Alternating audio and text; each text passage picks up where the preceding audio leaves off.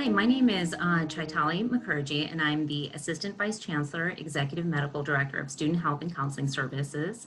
In the work I do, both personally as well as professionally, I've found that people really underestimate their ability to overcome adversity and often don't realize that others are experiencing very similar stressors they are. And isolation can be really damaging. And I think the more open we are, we can destigmatize the common human experiences that we're all facing and learn how we can support each other and build community so we can become a more resilient community as a whole, as particularly at UCSF, and just within our own families and neighborhoods. What I found really helpful that I would like to see more of is resources for elder care and support that are available in the community.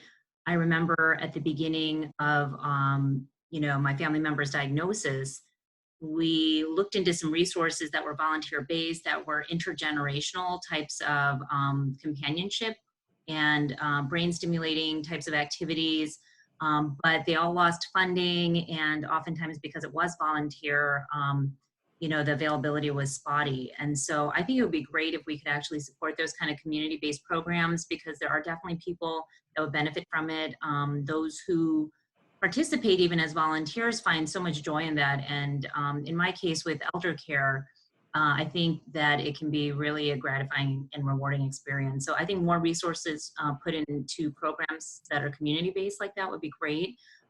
Pet therapy, Tai Chi, memory education classes, and just other events to just combat the social isolation piece that can support aging in place, I think would be really beneficial, I think, just as a whole for us. So I think just knowing that there were some resources out there that if things escalate, and have a game plan can really help you strategize better and have better conversations with your family members and friends and support system.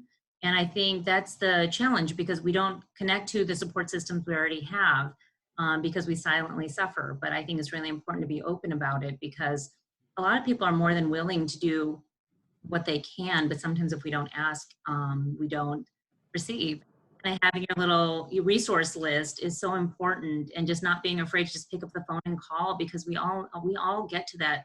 We have those moments. Each of us have those moments, and I think it's important as a part of building our own resilience to just not be afraid to pick up the phone and reach out, because that's how we rely on each other. When my cup is full, I am able to give so much.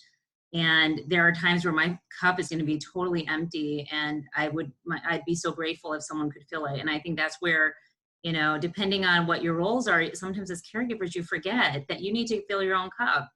And that's what allows you to do what you do in this world. And just remember, if all of us did that for each other, we would just be in a better place.